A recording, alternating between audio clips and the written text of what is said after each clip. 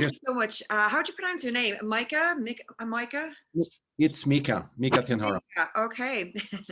So listen, thank you so much, Mika, for joining me on the show today. I'm Antonia K. Moore, and you are CEO of Roscoe, an award-winning innovator and an executive. You're a serial entrepreneur, best-selling author, and an energy and automotive professional. And you also have a podcast as well.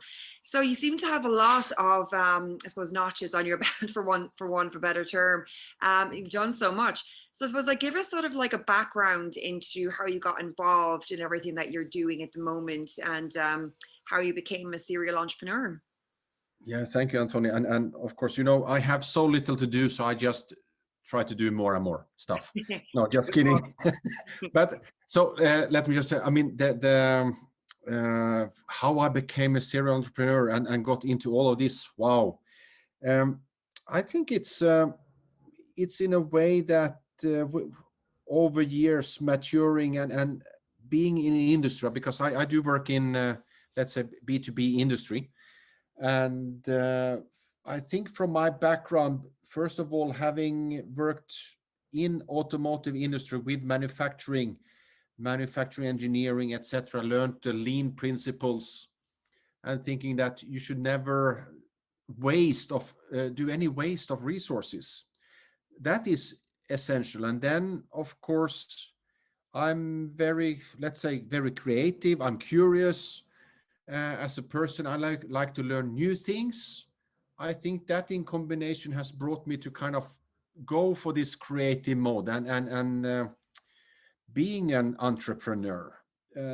At the same time, I think the principles of lean and entrepreneurship belong together, because you have limited resources. You try to kind of create something with the scarcity of funding or whatever resources or people, and then combining this, I've entered into the energy space. And if you look at oil and gas industry, for instance, which is having a tough time today in many ways, but I think coming from automotive and manufacturing and also doing startups, I think I saw a lot of inefficiencies, more the way of wasting resources, and the possibility, Antonia, to do something much smarter, more efficient, leaner. And that has brought along several technologies and business improvement solutions I've done. But also realizing then that one of the major blind spots or hurdles today in, for instance, oil and gas, but also other heavy asset industry, is that sensor technology doesn't work, or it malfunctions during harsh conditions when you have to deal with, let's say, waste streams and matter you don't want to have in processes. Then I talk about contamination, solids, sand, wax, scale, emulsions, thing you don't like. And this actually causes processes to not have data available. And it leads to a lot of shutdowns, unexpected shutdowns as such, but also huge emissions. And we talk about the carbon footprint and the waste of resources, also in terms of all the maintenance, manual work you have to do. So that's the Roxol company comes into play here with, let's say, giving rocks a soul, or in a sense, but we digitalize. We are utilizing electrical tomography to actually map out in real time various processes. Has never been possible in this manner in industries previously. And I think we are then removing one of those critical blind spots and allowing our customers, international corporates, to improve their efficiency rates, decarbonize operations. So in that sense, what we at Roxol are doing, our mission is to improve the performance and safety of industry, and also making an effort which is good for our planet and for the future.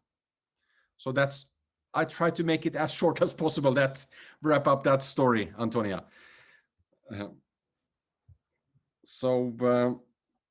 Any further questions there relating to Yeah, that? sorry, yeah, I didn't realize my mic was on mute, but All right. that's absolutely perfect. Yeah, that's kind of I mean, feel free to elaborate on whatever you wish.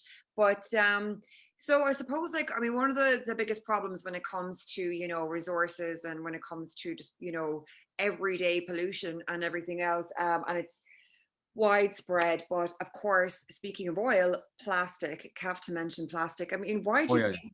that companies are still using plastic? I mean, obviously it's cheap, but I mean, do you think that, like, there's a lack of education to the, you know, mass population of, you know, buying plastic? And maybe if there was more education out there, people would, you know, maybe stop buying it, then therefore the companies would stop producing it and the factories would stop purchasing it. What do you think needs to be done there? Yeah, Antonio, that's a great question. And I think, of course, education is probably one part of it. But remember, it's so ingrained into our society and value chains, etc. It takes time to shift. And I'm all for that. We have to get a different energy mix. We have to, let's say, go low carbon and carbon neutral on all, let's say, industrial processes, to ensure that actually the future is also livable in that sense for the future generations. And I think there's, you know, it's not like traditional oil and gas production is going to shut down tomorrow, even if many want that. But it takes time to shift out. And what I think that what we're doing then with Roxol is that we're tackling the worst first. Let's so long as there's, let's say, existing oil and gas production, let's make it the best possible of it, so that we can, you know, the efficiency gains also relates to that you're taking out or reducing emissions. So I think it's a good cause there. But what we also forget is that these type of problems are in every industry. You know, we look at EVs. I mean, I drive a battery electric vehicle myself, but look at where does the materials come from. Batteries is one thing, but still cars, they do have plastics, they do have metal. So I mean, we have to look at the whole value chain and change, disrupt them.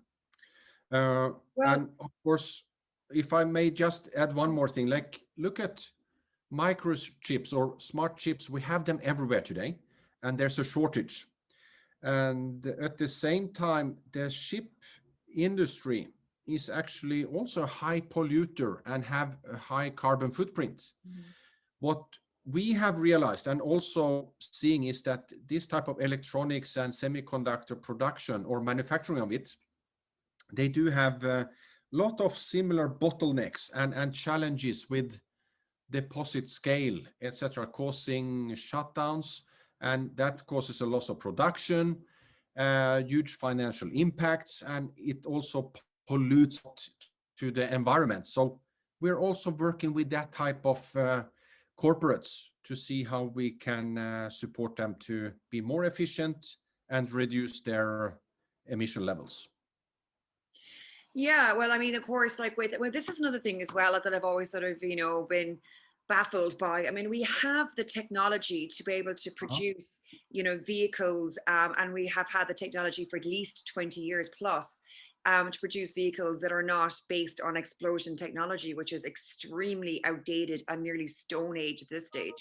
But I think that it's obviously a case, as you had mentioned, that puts my mind to the reason why it's still continuing to be produced is probably obviously because it is supplying to the other companies, factories with the plastics, or this or that, the other. So it's all a whole snowball effect, really. But I mean, there's totally technology there, you know, to be able to get rid and move completely away from, you know, oil and petrol, and move away from, you know, explosion technology, vehicles producing emissions and all of that.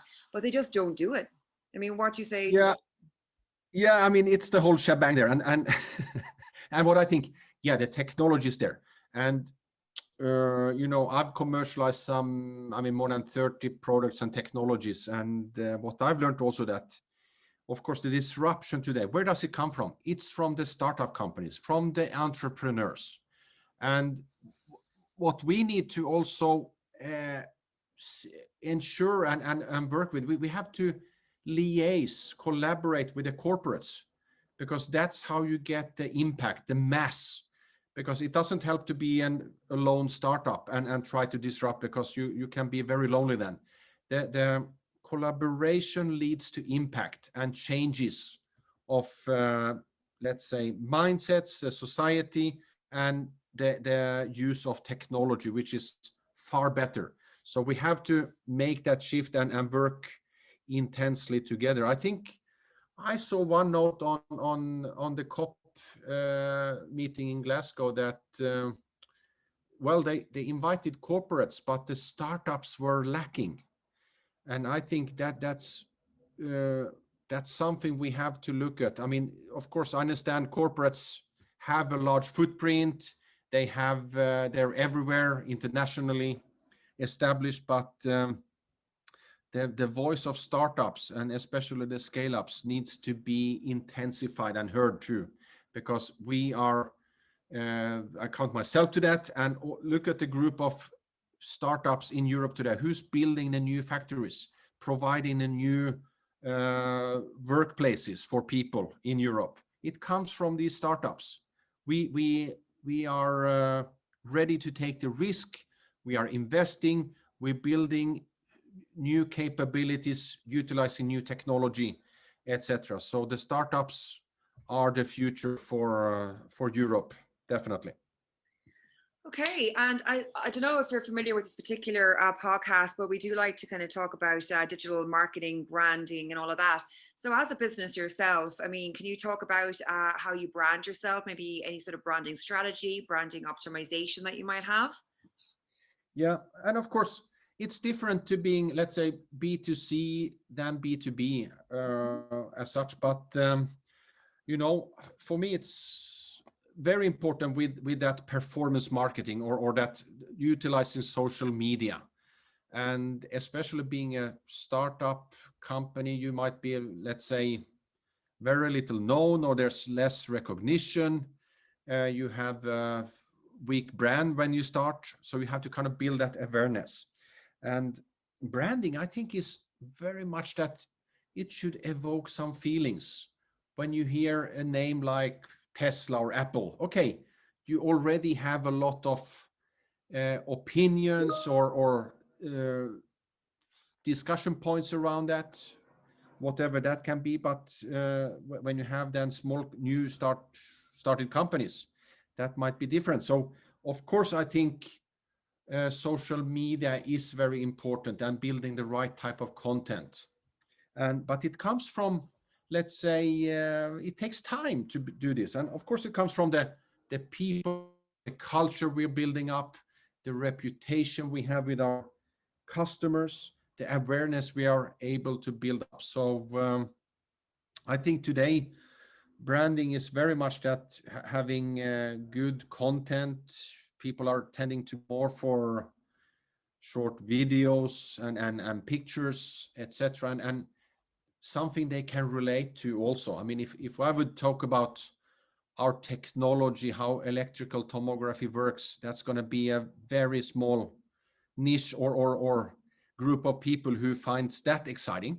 But if we can relate this to the bigger picture, like how to decarbonize industries, how this how we're utilizing AI and machine learning, with digital transformation, how we are creating new workplaces. Of course, that it starts to become something. So we're yeah, trying to improve all the time, also with our branding experience and how we utilizing social media.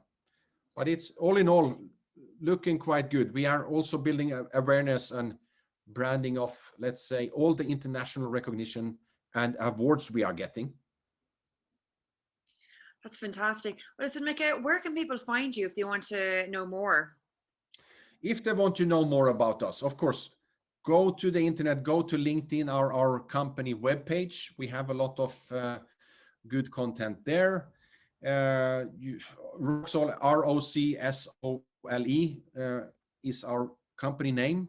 So you have our webpage, but the LinkedIn is truly somewhere where we kind of try to connect and we get people to connect back with us, etc. So it's a good community.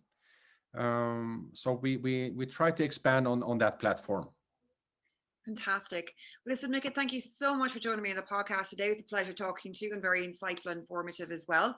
And you have your own podcast too, the See Beyond podcast. So if you want to know any more, head over to that podcast and you can check out all your podcasts and interviews there. Thank you for having me, Antonia. It was a pleasure. Absolutely. Thank you so much then. Take care. Bye for now. Bye-bye.